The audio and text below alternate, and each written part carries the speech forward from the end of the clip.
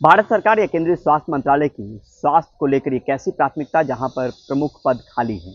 खाली कहने का मतलब या तो एडिशनल चार्ज के तौर पे किसी व्यक्ति को जिम्मेदारी दी गई है जो सबसे टॉप पोस्ट है, या फिर बार बार एक्सटेंशन दिया जा रहा है। और ऐसी सूरत हाल में दिक्कत ये आती है कि अगर किसी को एडिशनल चार्ज है दिया जाता है तो फिर उस तरीके से काम नहीं हो पाएगा जो परमानेंट पोस्ट पे रहते हुए काम हो सकते हैं। ये सिर्फ इशारा इस तरफ है कि अगर जो नीतिगत फैसले हैं समय पे लिए जाते तो इस तरीके के हालात नहीं बनते, क्योंकि जो जिस विभागों की बात मैं कहने जा रहा हूं जो केंद्रीय स्वास्थ्य मंत्रालय के अधीन आता है, वह उन विभागों को हमने देखा है कि उनकी अहमियत कैसे रही है, खासतौर पे कोविड पैंडेमिक के दौर में और अलग अलग मौक़ों पर भी अलग अलग विभाग की भूमिका रही है और लोग इसको भली भांति जानते भी हैं। सबसे पहले बात करते हैं डिपार्टमेंट ऑफ हेल्थ रिसर्च और ICMR की। इसके बाद हम बात करते हैं NCDC की। इसके बाद हम बात करते हैं national institute of health and family welfare की। ये तमाम वो विभाग हैं जो केंद्रीय स्वास्थ्य मंत्रालय के अंदर में आते हैं। लेकिन यहाँ पर जो अहम पद जो है, सबसे अहम पद, सबसे मुख्य पद, वहाँ पर एडिशनल चार्ज के तौर पे किसी न किसी को नियुक्त किया गया है। एडिशनल चार्ज के तौर पे व्यक्ति वहाँ पर फिलहाल इन तमाम विभागों को देख रहे हैं और हर विभाग अपने आप में एक तरीके का समंदर है जहाँ पे अलग अलग चीज़ें, अलग अलग जिम्मेदारी होती है, अलग अलग भूमिका होती है अलग विभागों की। और वहाँ पर एडिशनल चार्ज देने का मतलब ये होता है कि जो भी आदमी है जो उसको देख रहे हैं वो उस तरीके से उनकी कार्यकुशलता या उनकी क्षमता या उनको रोजाना बेसिस पे, रूटीन के बेसिस पे विभाग के लिए काम काज को देख पाना बहुत मुश्किल हो जाता है और ऐसे में असर पड़ता है उस पर। यहाँ पर अगर नीतिगत फैसले समय पर लिए जाएंगे तो इस तरीके के हालात नहीं बनेंगे। और अगर एक एक करके आपको बताएं तो सबसे पहले हम चर्चा करते हैं डिपार्टमेंट ऑफ हेल्थ रिसर्च की और साथ में ICMR की। जो secretary department of health research हैं या ICMR के DG थे डॉक्टर बलराम भार्गव, उनका टेन्योर पूरा हो गया और टेन्योर पूरा होने के बाद ये जिम्मेदारी जो केंद्रीय स्वास्थ्य मंत्रालय के सचिव हैं राजेश भूषण, उनको दिया गया है। 16 जुलाई को ये जिम्मेदारी दी गई है। अभी तक व्यक्ति नहीं मिला है कि किसको यहाँ पर अपॉइंट करना है। और यहाँ पर यह भी आपको बताना जरूरी है कि इससे पहले डॉक्टर बलराम भार्गव को यहाँ पर कुल जो एक्सटेंशन मिला था वो 15 महीने का एक्सटेंशन था। 1 साल 3 महीने का एक्सटेंशन ऑलरेडी उनको मिला हुआ था और अब जाकर 16 जुलाई को जो है वो जो एडिशनल चार्ज है वो केंद्रीय स्वास्थ्य मंत्रालय के सचिव राजेश भूषण को दी गई है। अब यहाँ पर एक एक करके अगर चर्चा करें तो कामकाज पे किस तरीके का असर पड़ता है, जो विभाग के अधिकारी हमें जानकारी देते हैं उसमें ये बताते हैं कि कई सारे फंड जो हैं एडहॉक बेसिस पे मेडिकल कॉलेजों को रिसर्च के लिए ये फंड यहाँ से एलोकेट होता है। उसमें टेक्निकल अप्रूवल जो होता है वो DG की मोहर पे लगता है, DG के जरिए लगता है। वो सैकड़ों प्रोजेक्ट जो है फिलहाल उनको अप्रूवल नहीं मिल पाया है। साथ में SRF को लेकर भी वहाँ पर दिक्कत आ रही है, उसके अप्रूवल को लेकर भी वहाँ पर अंदरूनी जो है वो दिक्कत का सामना आ रहा है। वो सिर्फ वही फाइल मंत्रालय में भेजते हैं जो जिम्मेदारी अभी राजेश भूषण की है, केंद्रीय स्वास्थ्य सचिव की। केंद्रीय स्वास्थ्य मंत्रालय के जो सचिव हैं उनके पास जो बहुत अहम फाइल होती है, यानी रूटीन लेवल पे जो कामें हो सकती थी, जो काम को अंजाम दिया जा सकता था, वो फिलहाल नहीं दिया जा रहा है। यानी सीधे तौर पर कामकाज को लेकर असर पड़ना बहुत लाजमी है जब आप किसी व्यक्ति को उस प्रमुख पद पे नियुक्त नहीं करते हैं। यानी ये दोनों ही पद, secretary department of health research और ICMR DG, ये फिलहाल जो है केंद्रीय स्वास्थ्य मंत्रालय के सचिव राजेश भूषण इसको देख रहे हैं, पहले बलराम भार्गव देख रहे थे। अब बात करते हैं NCDC की, national centre for disease control.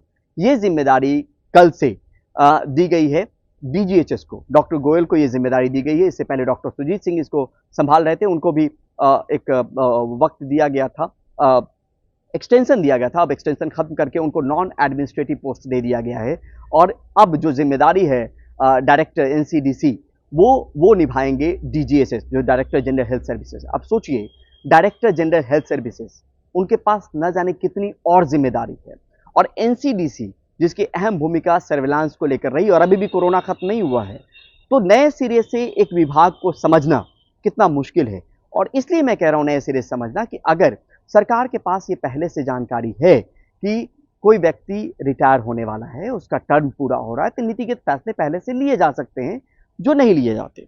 अब हम बात करते हैं इसके बाद जो थिंक टैंक कहा जाता है और साथ में एक तरीके से टेक्निकल विंग है प्रमोशन को लेके, एपेक्स टेक्निकल इंस्टीट्यूट है और थिंक टैंक भी कहा जाता है, जो प्रमोशन होते हैं हेल्थ एंड फैमिली वेलफेयर के अलग अलग प्रोग्राम के, वो विभाग है national institute of health and family welfare.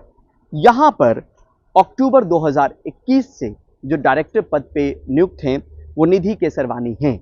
यहाँ पे अक्टूबर 2021 से वो एडिशनल चार्ज में किसी और ने अहम पद पे उनको एडिशनल चार्ज दिया गया है, वो जिम्मेदारी निभा रही हैं।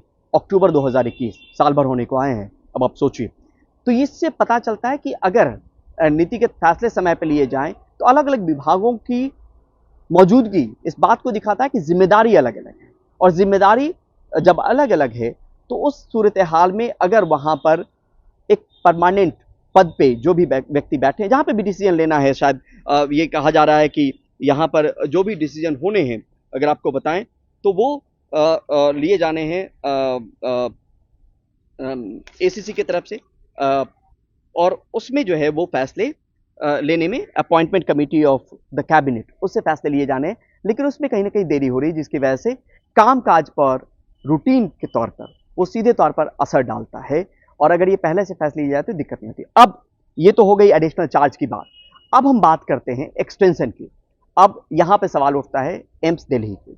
एम्स दिल्ली में डॉक्टर रणदीप गुलेरिया को बार बार एक्सटेंशन दिया जा रहा है, अभी तक कोई डायरेक्टर नहीं मिल पाया है। अब यहाँ पर सवाल है कि 5 साल का जो टर्म है वो गुलेरिया साहब ने मार्च में खत्म कर लिया और उनको एक्सटेंशन पे एक्सटेंशन दिया जा रहा है। यहाँ पे सवाल एक्सटेंशन को लेके नहीं है, सवाल इस बात को लेके है कि अगर पहले से हमारे पास इस बात की जानकारी है कि किसी अहम इंस्टीट्यूशन या किसी अहम विभाग में कोई पद खाली होने वाला है, तो उसके पहले क्या हम ये तय नहीं कर सकते कि यहाँ पर कौन से व्यक्ति होंगे जो इस जिम्मेदारी को निभाएंगे। ये ऐसा इसलिए कहा जा रहा है क्योंकि अगर किसी आदमी को, ये आम बोलचाल की भाषा में भी समझेंगे और आम चीज़ों को लेकर भी जोड़ने की कोशिश करेंगे, अगर किसी को ये पता है कि मेरा टर्म खत्म होने वाला है तो फिर उस तरीके की कार्यकुशलता नहीं रहती है। और ये तमाम विभाग, चाहे वो एनसीडीसी हो, चाहे आईसीएमआर हो, चाहे एम्स हो, जहाँ पे एडिशनल चार्जेस की बात हो या एक्सटेंशन की बात हो, सभी अहम जगह है जहाँ पे हमने देखा है कि हर किसी की भूमिका बहुत अहम है। और वहाँ पर अगर किसी वो पद अगर खाली है और उसमें एडिशनल चार्ज या एक्सटेंशन हम दे रहे हैं, वहाँ पर किसी व्यक्ति को हम पहले से अगर एक पॉलिसी के तहत रिक्रूट कर दें तो शायद किसी काम पर असर न पड़े। तो ये समझना बहुत ज़रूरी है कि हम क्या पहले से इन चीज़ों को लेकर फैसले नहीं ले सकते। अब यहाँ पर एक एक करके फिर से अगर आपको बताएं तो यहाँ पर करीब 15 महीने का एक्सटेंशन मिला आईसीएमआर के डीजी को, जो secretary department of health research भी थे। साथ में एनसीडीसी को भी जो डायरेक्टर थे सुजीत सिंह, उनको भी करीब साल भर का वो दिया गया, और उसके बाद अब एडिशनल जिम्मेदारी डॉक्टर गोयल को दी गई जो डीजीएचएस है। अक्टूबर 2021 से national institute of health and family welfare में डायरेक्टर के पद पर जो प्रमुख पद है, वो जो प्रमुख पद पे किसी की बहाली होनी है वो नहीं हो पाई है। और साथ में मार्च में जो एम्स में डायरेक्टर के पद पे बहाली हो जानी चाहिए, तो उनमें बार बार एक्सटेंशन मिल रहा है। तो ये समझना है कि अगर हेल्थ को लेकर वाकई इतनी संजीदगी है और ये इतना बहुत गंभीरता से इसको लिया जा रहा है, तो फिर इन पदों को लेकर, जो खाली होने वाले पद हैं उसको लेकर गंभीरता समय पर आखिर क्यों नहीं दिखाई जाती। नई दिल्ली से परिमल कुमार, एनडीटीवी इंडिया।